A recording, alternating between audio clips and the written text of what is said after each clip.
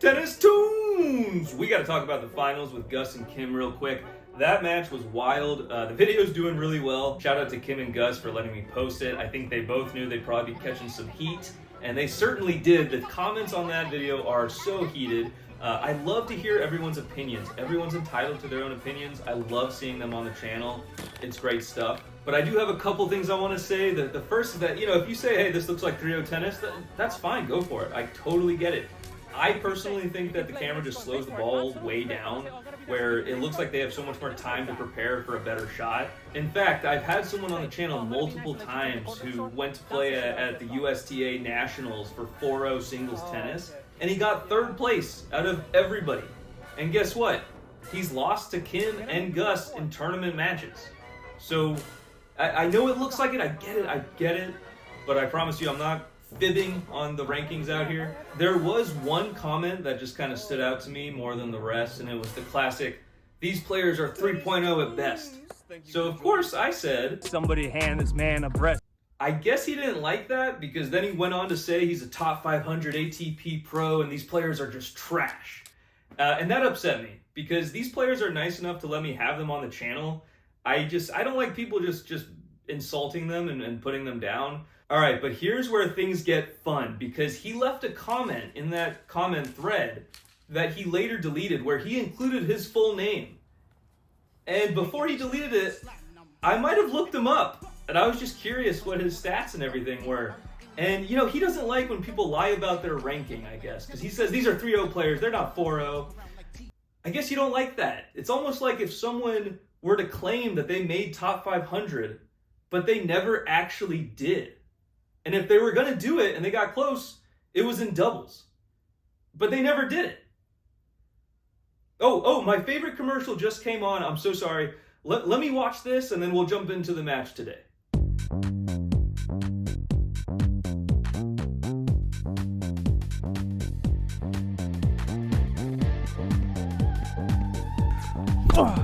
Yeah!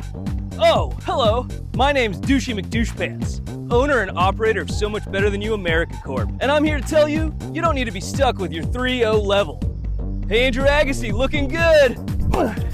Thanks, Douchey McDouchepants. Here at So Much Better Than You, we understand that 3.0 and fatness are genetic disorders, much like baldness or a weak second serve. And it's only your fault if you don't hate yourself enough to do something about it. And that's where we come in. Our staff includes only true top 500 ATP players, excluding myself.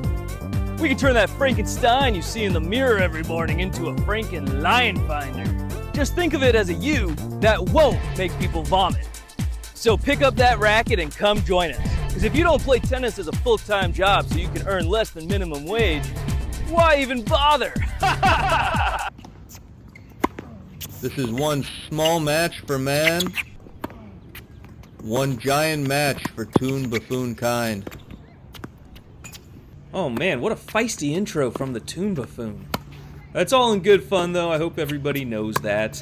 But I want to start out this video just letting everyone know, about 3 months ago I got the flu and it kicked my butt. I did a very bad job of managing my fluids and fueling my body in general. So my body was just depleted, and it was awful. I won't go into too much detail, but the doctor said you are just low on sodium and other stuff. You gotta make sure you're eating and drinking while you're sick. And he just said I need I need more salt. And I told him, I said, I looked him right in the face with tears in my eyes, and I said, Doc, how can I get salty with a win record like this? I think I just lost half my subscribers with that. I'm sorry. But yes, no, I did have the flu. It kicked my butt, and we are just slowly regaining our energy. It's been a long, tough road the past few months, but, we're getting there. This is actually, my first singles match in a few months, so we're just gonna just try to give it our best, There we go, big backhand there. But at the same time, I think I played just fine this match, and it was a very fun match. And Mike is always a great sport here on the other side. And he also understood that I may not finish the match, we'll just have to see how I feel, so I do appreciate him coming out. But again, he's a really tough player to begin with. So I've got my work cut out for me here. Let's just see what happens. Big winner. I wanted to keep the points pretty short here. Let's see if we can finish this up. We do it. Hey, we're up 2-1 at the start of this match. I realized that with the intro, the minimum wage joke in my intro, that might have been over the line. But my point is that it's just not financially feasible for so many people to even compete professionally.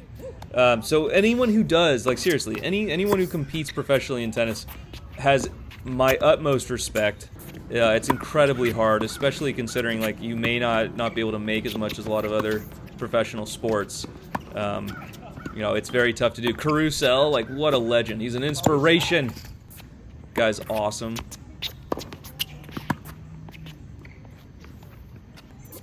All right, right now we're going for a lot, and it's working out. We're hitting some nice winners. We're putting some really good pressure. Let's see if we can keep that up. Yeah, I mean, that's so I kind of thought about it. I'm like, all right, I started this channel, and you know, 2.5 years later, I feel like I accomplished a lot of my goals and stuff like that, which is fantastic. Good drop shot there, and I want to come back into tennis with a more of an aggressive mentality where we're dictating and finishing points. And I think that'd be a lot of fun to just see how that goes over the next year, and then kind of reflect and move forward. But also at the same time, we did have my son. He's I have 2 kids. They are the absolute world to me. And we did have my son a few weeks ago. So things are a little crazy in this household, but it's all good stuff. And you know, we're gonna see how Tennis Tunes goes. You know, I may not be able to upload quite as frequently as I did in the past, but I will make an effort to do so. You know, this channel's special to me, and it always will be. All right, now Mr. Overhead's trying to make a little comeback this set. Uh-oh. He's turning the cap.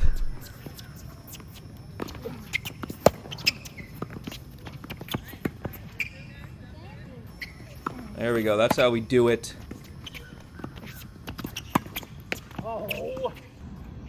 You can see that it's a shifting a little bit here. You know, at this point, I'm really not too tired or anything, but I do get a little bit fatigued, and I think Mike starts playing better as the match goes on, which is usual. I think he and I both typically play better as we go on. But right now with me, it's just getting fatigued a little too quickly is not going to help me, and I'm fully aware of that. Great shot from Mike. Can he finish it off? Oh, good shot. Yeah, you'll see some messy stuff like that, but we're trying our best.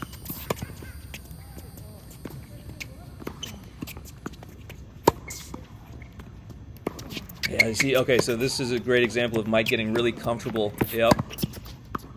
Great play. What a beautiful volley. Yeah, he likes to box you in the corners, which we kind of do that to each other, but he's good at taking his forehand and just keeping it at my backhand, so I have to make sure I try to do the same to him. And then when we both get a little too protective of our forehands off to the side, one of us will rip down the line to the other player's forehand and just hope they won't get to it, or you know, barely gets to it.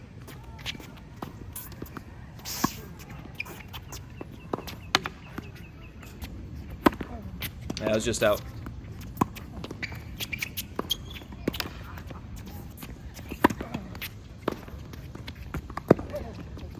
A great return. I need to commit to those returns more, especially on the backhand side. I cannot slice my backhand to him. It just gives him too much to play with.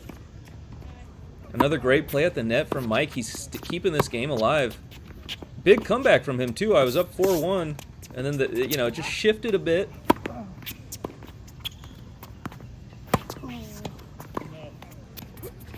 Yeah, but we do finally get another game in this set. And now we have a chance to close at this game. A great play from the Toon Buffoon, and now we got set point. That's a great shot, Mike. Any other match, you know, league or tournament, that's out, buddy. But no, good shot. Let's see if we can close it here.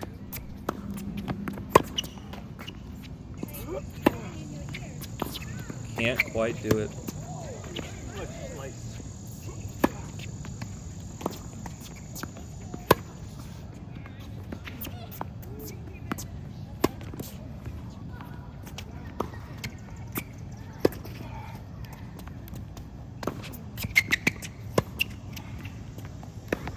Yeah, you see, you see how he works? He keeps it to my backhand. I'm playing a little too weak on the backhand. My balls are a little too short. Lets him continue to do what he wants, and he rips it down the line. And I kind of try to do the same thing to him. So it's just whoever kind of starts to get that momentum first.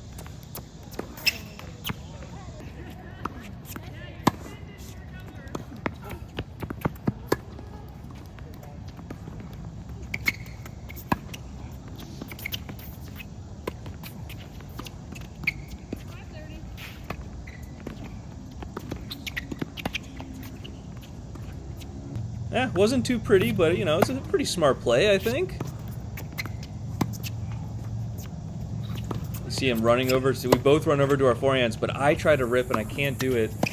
We've really played each other enough where this is just kind of how it goes.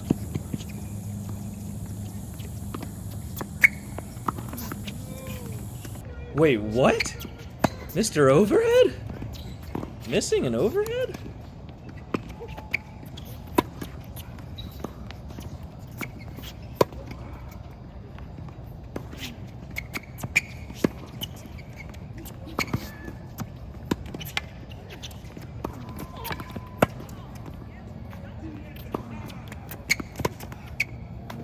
That's a really nice shot from Mike, and he's kind of forcing the issue there.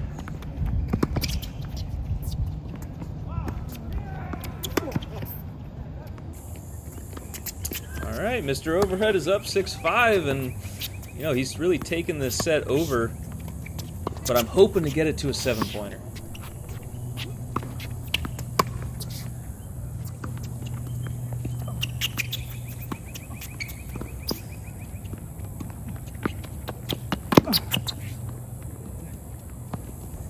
Yeah, you know, again, I'm really happy with how I played overall. 'Cause I've played, gosh, maybe 4 or 5 times in total since mid-March, and so it's been about 2.5 months. So to just kind of feel like I can step back into it at least somewhat, it feels great. So I've got no excuses out here. Mike is just really bringing it to me, but we could get to a 7-pointer here. But just to see myself start out so strong and hit those clean winners off of his like second serve and stuff, that's what I'm going to be trying to do more of. You know, I really want to take advantage of any easier ball that I get. Really give it to him so I can kind of get an edge.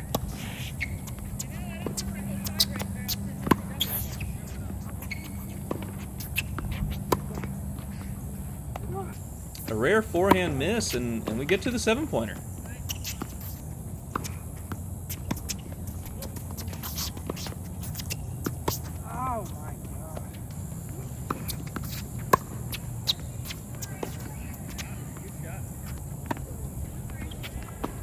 I'd love to hear your guys' thoughts on this matchup and everything. You can see how, you know, Mike does get pretty defensive on his backhand.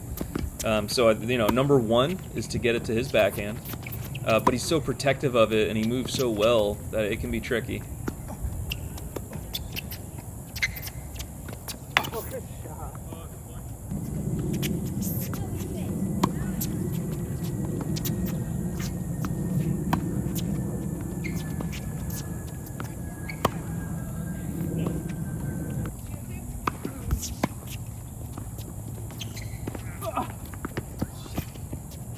What a great shot. So it just went so wide after that bounce.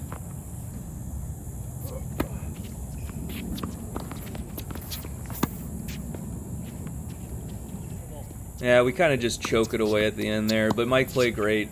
He earned it. Whew, we're starting out strong this second set. Good play there, good backhand.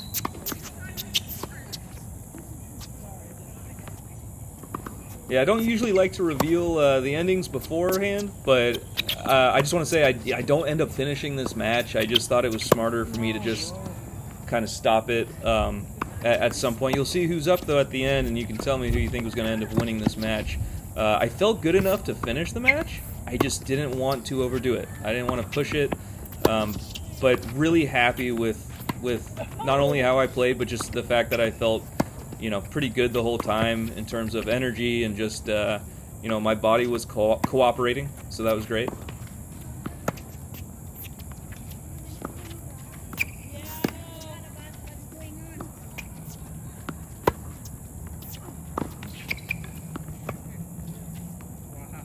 I thought it was going in the net. Yeah, good. Thanks. Smooth like butter. I was happy about that drop shot. And then he aces me to take the game. All right, that's cool.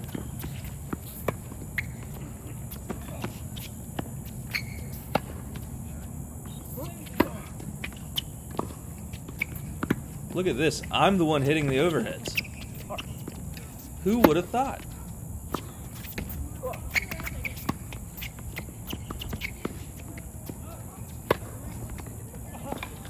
So that's what it feels like.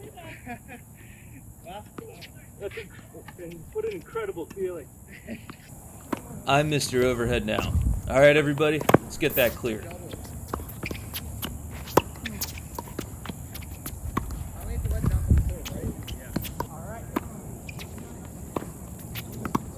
So my mentality going into the second set was to just honestly go back to being aggressive and going for more.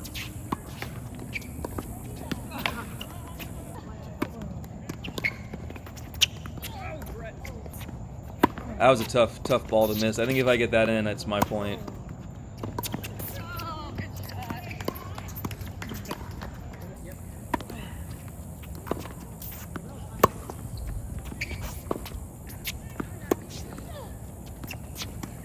Oh my shot. I think you caught a little gust of wind. Caught a little gust of wind, he says.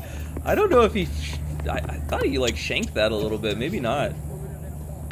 It was perfect, though.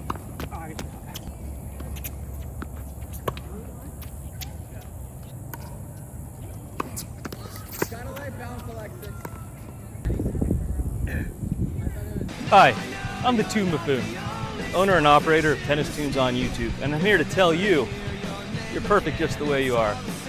But if you feel like getting some serves in, getting some good exercise, and making friends in the process, then Tennis Tunes is the place for you.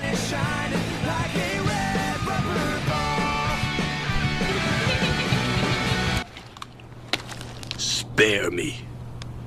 I made top 500. Chuck Norris.